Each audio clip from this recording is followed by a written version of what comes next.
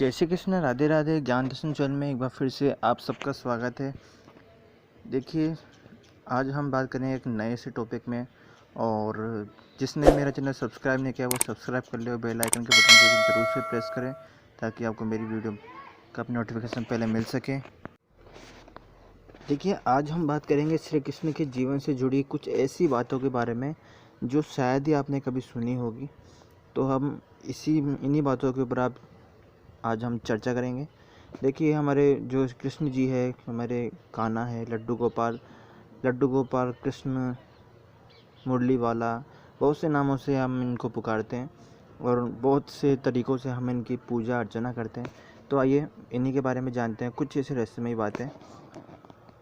देखिए, भगवान श्री हरि के अवतार जो कृष्ण के बारे में जो लोग जितना जानते हैं और उनके मन में और उनके बारे में जानने की ज़्यादा उतनी ही उनके मन में ज़्यादा इच्छा जागती है। तो आप में से बहुत सारे लोग भगवान कृष्ण की कथा जानते होंगे और आज हम आपको ऐसे कृष्ण के जीवन से जुड़े कुछ ऐसे रहस्य बताएंगे जो कि शायद ही आपको कभी पता हो। देखिए, भगवान कृष्ण का जो रंग था, जो कि पुराणों के अनुसार श्री कृष्ण जी के शरीर का रंग काला और ज़्यादातर लोग श्याम वर्ण कहते हैं। और श्याम वर्ण का अर्थ होता है गेहुआ रंग। सूर्यास्त के बाद जब दिन अस्त होने वाला होता है तो आसमान का रंग काले और नीले जैसा हो जाता है। और जैन श्रुति के अनुसार भगवान श्री कृष्ण का रंग न तो काला था और न ही उनका जो रंग था वो नीला था। तो उनका रंग काला मिश्रित नीला भी नहीं था। असल में श्री कृष्ण जी की त्वचा का रंग मेघ श्याम यानी एक बादल के समान था। कृष्ण का रंग काला, नीला और सफ़ेद का मिश्रित रंग था। उसके बाद जानेंगे दूसरी ऐसी बात। मैं देखिए, माना जाता है कि भगवान श्री कृष्ण के शरीर से एक बहुत ही मादक गंध निकलती थी और इस गंध से श्री कृष्ण जी और इस गंध से जो है श्री कृष्ण गुप्त अभियानों में जो छिपने का जो है उपक्रम इसमें करते थे। लेकिन उनके इस गंध से वो पहचान में आ जाते थे, क्योंकि चौंकाने वाली बात तो ये है कि ये जो गंध थी जो कि श्री कृष्ण के शरीर से आती थी वो वही गंध द्रौपदी के शरीर से भी आती थी। तो द्रौपदी के शरीर से भी ऐसी सुगंधित गंध निकलती थी। तो लोगों का मानना है कि इस खूबी के कारण ही श्री कृष्ण ने द्रौपदी को अपनी बहन बनाया होगा। तो भगवान श्री कृष्ण से निकलने वाली जो गंध है वो गोपिका चंदन की सी थी और कुछ रात के रानी के सुगंध से मिलती जुलती थी। तो कुछ लोग उसे अष्टगंध भी कहते हैं। अब हम जानेंगे भगवान श्री कृष्ण के मृत्यु के बारे में। तो भगवान श्री कृष्ण का बचपन गोकुल, वृंदावन, बरसाना और ओक नंदगांव जैसी जगहों पर बीता था। और कंस का वध करने के बाद उन्होंने अपने माता पिता को कंस के कारागार से मुक्त कराया और जनता के अनुरोध से मथुरा का राजभार उन्होंने संभाला। उसके बाद भगवान श्री कृष्ण ने द्वारका में अपना निवासी स्थान बनाया। उन्होंने महाभारत युद्ध में भाग लिया और महाभारत युद्ध के बाद भगवान श्री कृष्ण कौरवों की माता गांधारी के पास गए।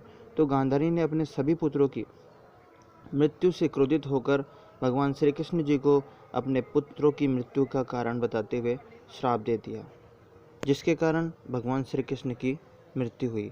और श्राप के प्रभाव से भगवान श्री कृष्ण वन में पीपल के पेड़ के नीचे सो रहे थे।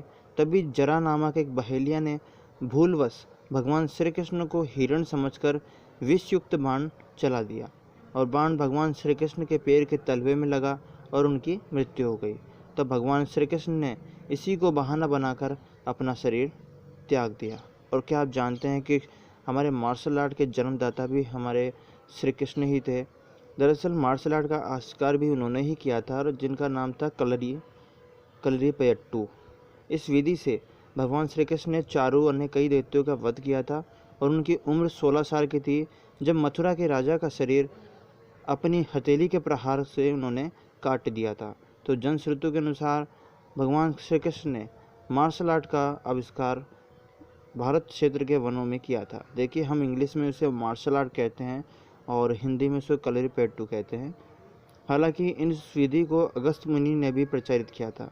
तो भयंकर सेना, प्रलयकारी सेना बनाने के लिए श्री कृष्ण ने मार्शल आर्ट की नींव रखी, जो बाद में बौद्ध धर्म से होते हुए मार्शल आर्ट के नाम से प्रसिद्ध हुआ। ये विद्या चीन, जापान और बौद्ध क्षेत्रों में खूब फली फूली। आज भी ये विद्या केरल और कर्नाटक में प्रचलित है। तो हम जानेंगे भगवान श्री कृष्ण की पत्नियों के बारे में। भगवान श्री कृष्ण के बारे में ये भी कहा जाता है कि उनकी 16,100 पत्नियाँ थीं, लेकिन ये बात बिल्कुल गलत है।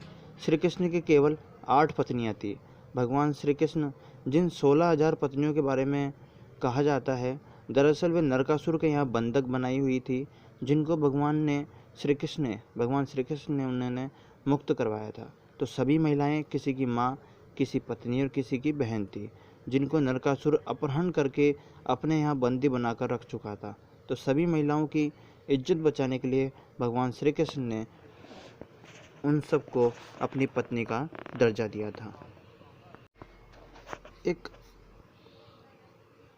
ऐसा रहस्य है जिसके बारे में आप सभी लोग जानना चाहेंगे कि श्री भगवान जो हमारे कृष्ण जी हैं, उनको बांसुरी कैसे मिली। तो देखिए, जब महादेव शिव को याद आया कि उनके पास ऋषि दधीचि की महाशक्तिशाली हड्डी पड़ी है, तो ऋषि दधीचि की वही महान ऋषि है जिन्होंने धर्म के लिए अपने शरीर को त्याग दिया, अपनी शक्तिशाली शरीर की सभी हड्डियां दान कर दी, और उन हड्डियों की सहायता से विश्वकर्मा ने 3 धनुष, पिनाक, गांडीव, शारंग तथा इंद्र के लिए वज्र का निर्माण उन्होंने किया था। तो भगवान महादेव शिव जी ने उस हड्डी को घिसकर एक सुंदर और एक मनोहर बांसुरी का निर्माण किया।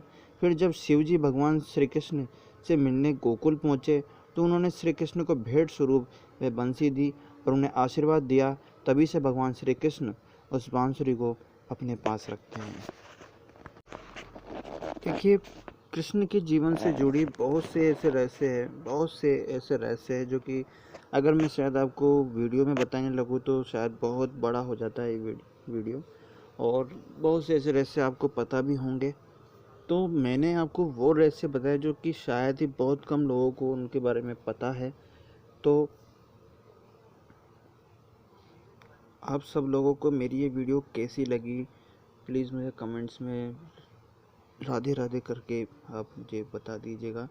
और मैंने आप सब लोगों को पहले भी कहा था कि किसी को मतलब अपनी कृष्ण जी से मतलब अपने जिनके भी घर पे लड्डू गोपाल जी है और उन्होंने लड्डू गोपाल जी ने अपने भक्तों के साथ कोई चमत्कार, आपके साथ ऐसा कुछ वाक़या हुआ है तो आप मेरे साथ में उसको शेयर कर सकते हैं, ताकि मैं भी आपके इस वाक़ये को अपने चैनल पे शेयर कर सकूं और सभी को बता सकूं, ताकि सभी लोग जो भी इस चमत्कार को सुनेंगे वो कृष्ण जी के प्रति उनकी आस्था ही बढ़ेगी। तो हमारा काम सबका यही है कि सबको मतलब कृष्ण जी के प्रति मतलब आस्था उनकी जगानी है। और जिन्होंने भी मेरे चैनल को सब्सक्राइब नहीं किया है वो सब्सक्राइब ज़रूर से करें और बेल आइकन के बटन को ज़रूर से प्रेस करें, ताकि मैं कोई भी नई वीडियो डालूँ तो आपको सबसे पहले नोटिफिकेशन मिल सके। तब तक के लिए जय श्री कृष्ण।